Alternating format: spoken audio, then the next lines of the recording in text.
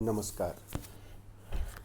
मैं अनिल गुप्ता राजकीय महाविद्यालय अजमेर के भौतिक विभाग से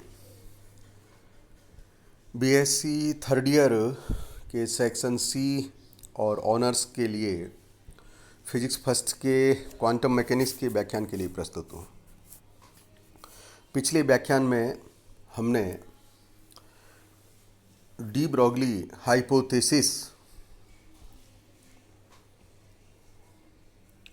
पर विचार किया था, समझा था।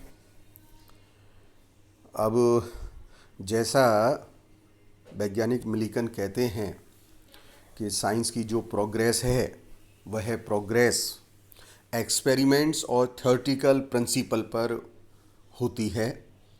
कभी कोई एक कदम आगे, कभी कोई दूसरा कदम आगे, लेकिन दोनों का सामंजस्य जरूरी है। उसी प्रकार की ये डी ब्रॉगली हाइपोथेसिस के लिए एक्सपेरिमेंटल वेरिफिकेशन का इंतज़ार था और इस डी ब्रॉगली हाइपोथेसिस के प्रायोगिक रूप से सत्यापन का कार्य 1929 में दो साइंटिस्ट अमेरिका के जर्मर और डेविसन तथा इंग्लैंड के दूसरे फिजिसिस्ट जीपी थॉमसन के द्वारा किया गया। तब डी ब्रॉगली हाइपोथेसिस को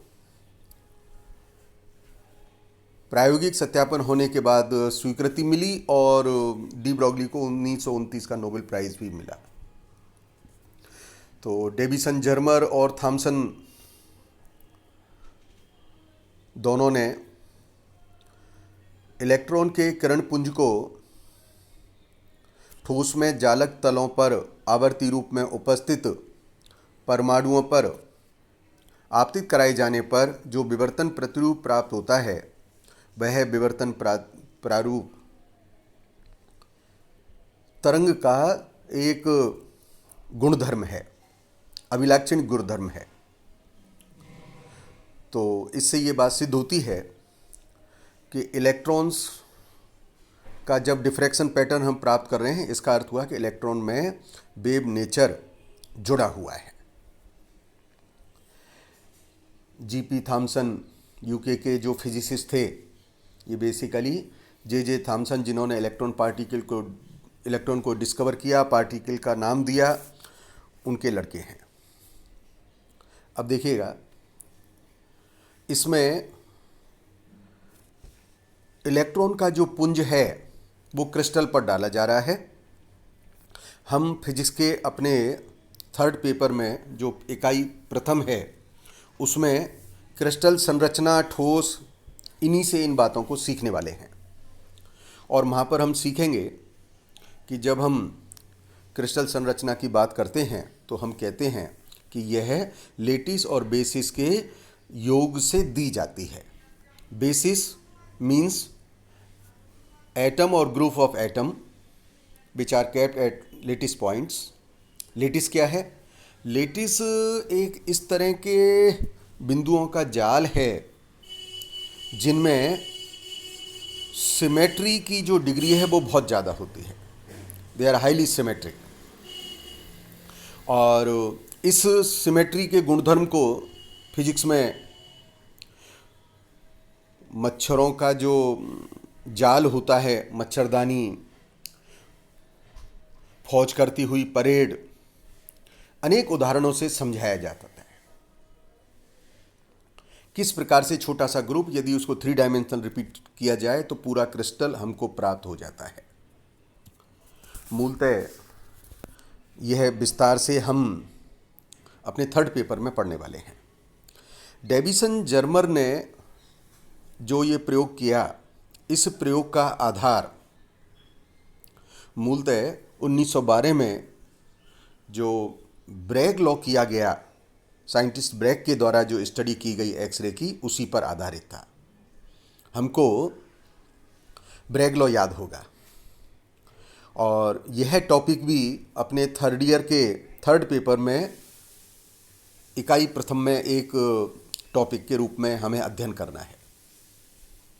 उसमें साइंटिस्ट ब्रैग ने बतलाया कि जब कभी एक्स रेज किसी क्रिस्टल पर आपतित होती हैं तो एक्स रेज की जो वेवलेंथ है वो इंटरप्लेनर डिस्टेंस के लगभग तुल्य है। इसलिए जब कभी ये क्रिस्टल पर आपतित होती हैं तो लेटिस प्लेन से नियमित रूप से जो परमाणुओं की व्यवस्था है उनके द्वारा इनका प्रकीर्णन होता है। प्रकीर्णित एक्स किरणें निश्चित दिशा में एक दूसरे के ऊपर सुपर इम्पोज होती हैं, व्यतिकरण करती हैं और इस प्रकार से हमको जालक तलों के मध्य की दूरी और एक्स किरणों के तरंग दैर्ध्य पर रिलेशन प्राप्त होता है। यह डेविसन जर्मर ने भी यही आधार बनाया था, क्योंकि कल हमने डी ब्रोगली हाइपोथेसिस में कैलकुलेट किया है कि जब 100 इलेक्ट्रॉन बोल्ट है और 100 इलेक्ट्रॉन बोल्ट से जब इलेक्ट्रॉन एक्सीलरेट किया जा रहा है तो जो डी ब्रोगली वेवलेंथ निकल के आ रही है वह 1.2 एंगस्ट्रॉम निकल के आ रही है, जो कि एक्स रेज के ऑर्डर की है। अतः डेविसन जर्मर ने यही विचार किया कि यदि मैटर पार्टिकल हैं जैसे कि इलेक्ट्रॉन है, अगर उनमें भी वेव नेचर है तो उनका भी जिस प्रकार से ब्रैग के केस में एक्सरे का डिफ्रैक्शन हुआ है उसी प्रकार से इस बीम का भी क्रिस्टल के द्वारा एक्स किरणों की भांति विवर्तन होना चाहिए। उन्होंने इस विचार के लिए जो प्रायोगिक व्यवस्था की है वो मैंने इस चित्र में दिखाई गई है।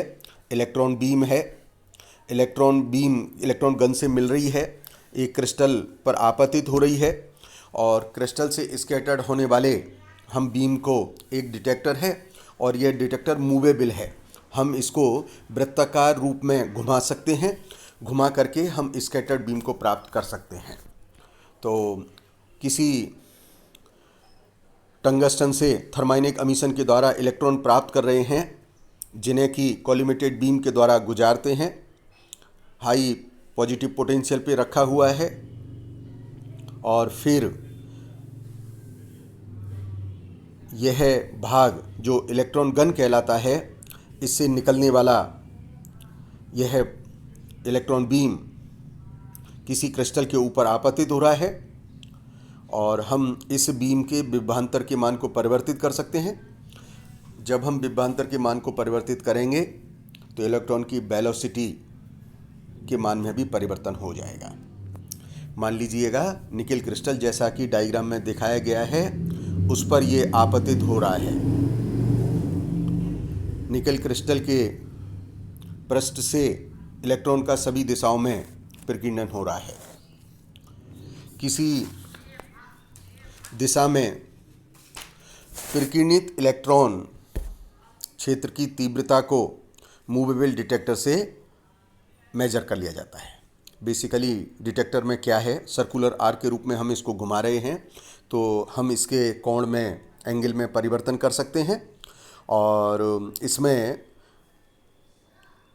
इंटेंसिटी का जो मेजरमेंट है वो इसके द्वारा कर लिया जाएगा। इस डिटेक्टर में मूलतः एक आयनाइजेशन चैम्बर या फैराडे कप होता है। आयनाइजेशन चैम्बर के बारे में हम अपने न्यूक्लियर फिजिक्स के इकाई 3 में एक्सीलेटर और काउंटर्स हैं वहाँ पर विस्तार से पढ़ेंगे कि किस प्रकार से आयनाइजेशन चैम्बर की जो गैस है वह गैस इस स्कैटर्ड इलेक्ट्रॉन के कारण आयनाइज हो जाती है और आयनाइज होने से जो भी नंबर ऑफ आयंस प्रोड्यूस होते हैं वो उसकी इंटेंसिटी पर निर्भर करते हैं। हम अलग अलग एंगल पर प्रकीर्णित तीव्रता का मापन अलग अलग वोल्टेज पर करते हैं तथा एक पोलर ग्राफ खींचते हैं, जैसा कि मैंने इस ग्राफ में दिखाया है। ध्यान रहे इसमें जो ग्राफ खींचा गया है वो इस प्रकार से खींचा गया है कि किसी एंगल फाई पर प्रकीर्णित किरण पुंज की जो तीव्रता है वह उस कोण पर वक्र की मूल बिंदु से दूरी के समानुपाती है। आप देख रहे हैं कि जो हमने पोलर ग्राफ लिए हैं वो अलग अलग ले रखे हैं, 44 पर, 54 पर, 64 वोल्ट पर, 68 वोल्ट पर। और हम क्या देख रहे हैं कि हमने जो इंसिडेंट बीम है उसका वोल्टेज का मान को परिवर्तित किया है।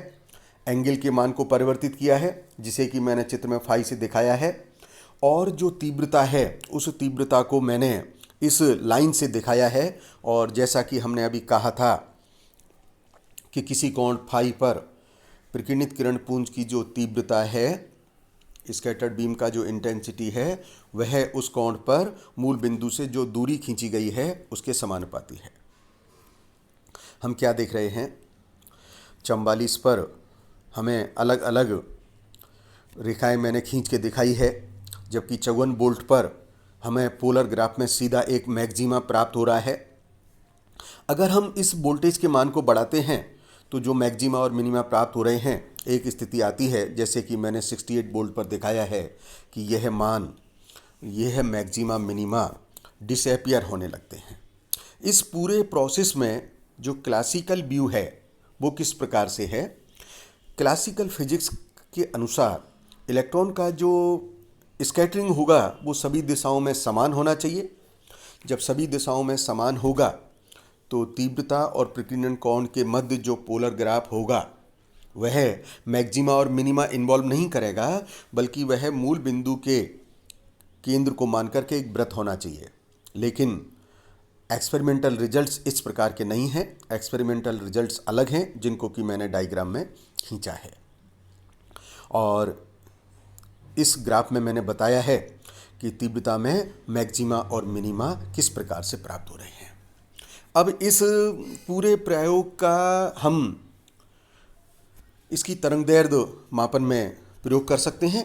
तरंगदैर्ध्य मापन में डिटर्मिनेशन ऑफ वेवलेंथ से हम ये चेक करेंगे कि एक्सपेरिमेंटल वैल्यू से कितना वेवलेंथ आ रहा है और थ्योरेटिकल वैल्यू में कितना आ रहा है, दोनों में क्या कोई अंतर है या लगभग समान है। तो जब हम निकिल क्रिस्टल को लेते हैं और एक्सपेरिमेंटल रिजल्ट लेते हैं तो हमने देखा है कि मैक्सिमा के लिए जो एंगल है वो 50 डिग्री है।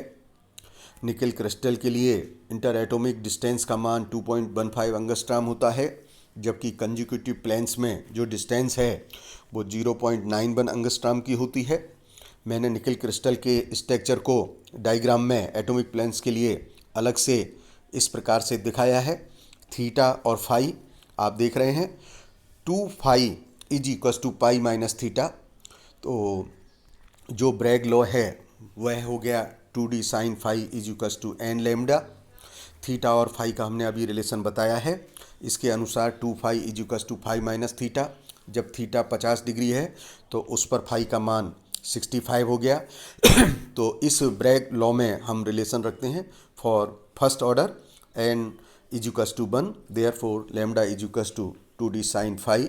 और जब हम ये काम करते हैं तो वेवलेंथ जो पार्टिकल की निकलती है वो 1.65 एंगस्ट्रॉम निकलती है।